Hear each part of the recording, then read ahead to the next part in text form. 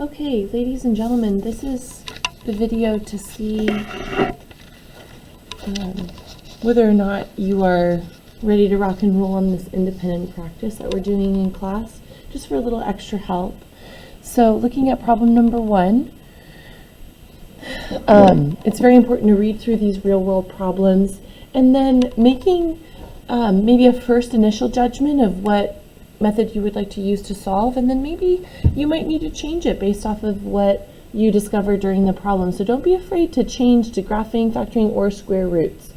So immediately when I look at this problem, it says the area of a rectangular trampoline is 112 feet. The length of the trampoline is 6 feet greater than the width of the trampoline. This situation can be represented by the equation w squared plus 6w minus 112 equals 0. I'm going to immediately eliminate square roots, because square roots would be if we were missing a b term, and because we have that 6w in the middle there, this would not be an appropriate one to do for square roots. I don't have to substitute anything in. It says 6 feet greater than the width, so we've got that 6w there. 112 is already in my equation. I don't need to substitute in any values. It just is asking me what is the width of the trampoline in feet. It's asking me to solve for w. So that being said, you can either choose graphing or factoring. Because I've got this negative 112 at the end here, it's kind of a large number. I'm going to use graphing for this one. So in my calculator, of course, I don't have a w in my calculator, I only have x. So this is going to become x squared minus 6x plus 6x rather.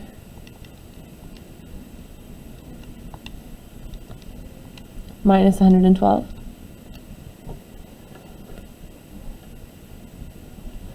Second table.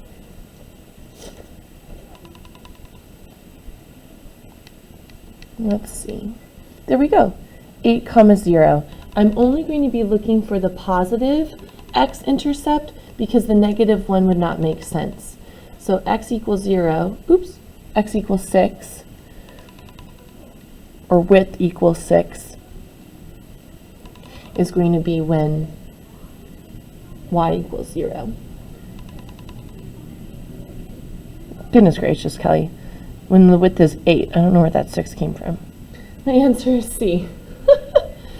Oh man, and I used graphing to solve. Problem number 2, it's Friday guys, man oh man. Problem number 2, a diver is jumping off a diving board 6 feet above the swimming pool's water level. The path that the diver follows as he jumps is modeled by the function h equals negative t squared plus 5t plus 6, where t is the time in seconds and h is the height in feet. How long does it take for him to hit the water? And I've included a little hint here. When the diver hits the water, what is the height? That means that the height is 0. When you hit the water, that's at the ground, or h equals 0. So that means I'm going to substitute in a value for h. 0 equals negative t squared plus 5t plus 6. Now because we have this 5t term, it doesn't make sense for us to use square roots to solve. I'm going to try using graphing. Go back into y equals. Again, I don't have a t, but I have an x squared instead. So negative x squared plus 5x plus 6. I'm going to go right to the table. Boom.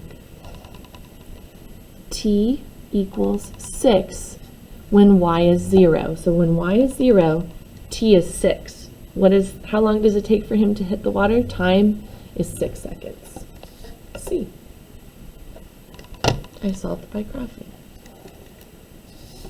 Moving on to problem number 3. Double check that you have your checkpoint. Raise your hand, and I'll come and give you permission to listen to headphones. Problem number 3. The number of stamps in a stamp collection can be modeled by this function, where x is the number of years since the collection was started, and y is the number of stamps. After how many years did the stamp collection have 195 stamps? So it's giving me a number that I need to substitute in. 195 stamps is going to be the number of stamps, y, not x, the number of years. So I'm going to substitute this 195 in for y. So then this is going to be rewritten as 195 equals 2x squared plus 13x plus 45. Because I have this middle x term, I'm not going to solve using square roots, and I can't solve using factoring or graphing right now because I don't have 0 on one side of my equation. So I'm going to subtract 195 from both sides and get 0 equals 2x squared plus 13x. Why did I subtract it from the 45? Because the 45 and the negative 195 are like terms. 45 minus 195 is negative 150. My preferred method of solving is by graphing. 2x squared plus 13x minus 150. I'm going to go right to the table. Boom! Look at, very conveniently located, my y equals 0 and x equals 6. So when y is 0, x equals 6. My answer is H. What's up? Oh no, I'm great, thank you. Yeah, no, thank you. Problem number 4. The sum of the first n consecutive even numbers can be found using this equation, where n is greater than or equal to 2. What is the value of n when the sum is 156? Very similar to problem number 3, this is giving me one of the numbers that I need to plug into the equation. Sum is going to be s.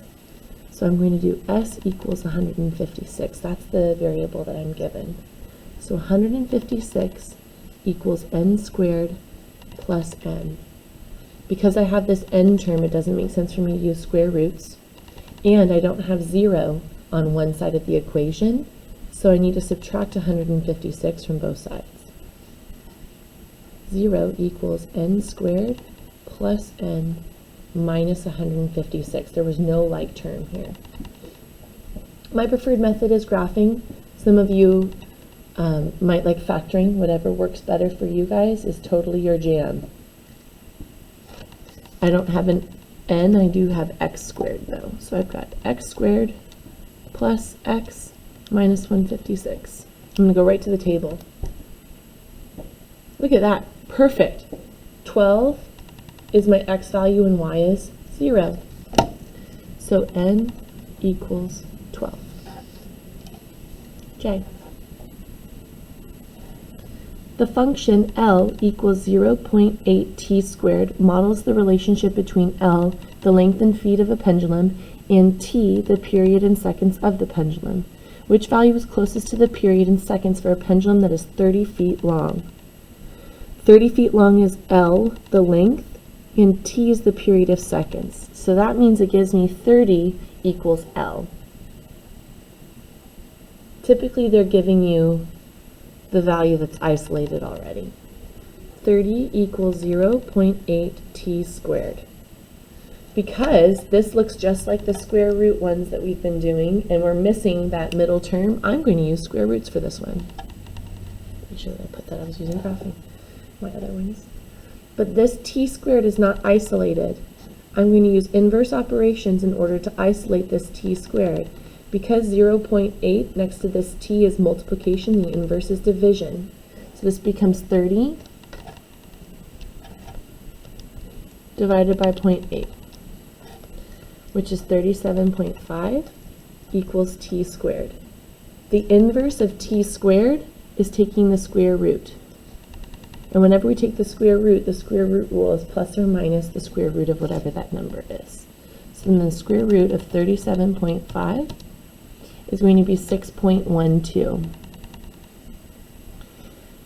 Positive or negative.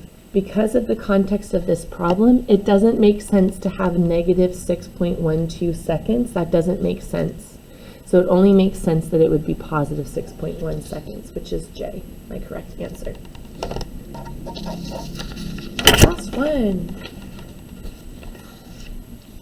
Problem 6. The equation y equals x squared minus 5x plus 41 models the earnings of a company, where y is the revenue or profit in millions of dollars and x is the number of years since the company was founded.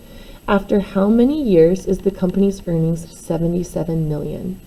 That's giving me the y value because it says that the revenue in millions of dollars is y. x is the number of years. So we're solving for x when 77 is y. Because we have that middle x term, it doesn't make sense for us to solve with square roots. And we can't use graphing or factoring yet because we need to subtract 77 from both sides. We need to get one side equal to 0.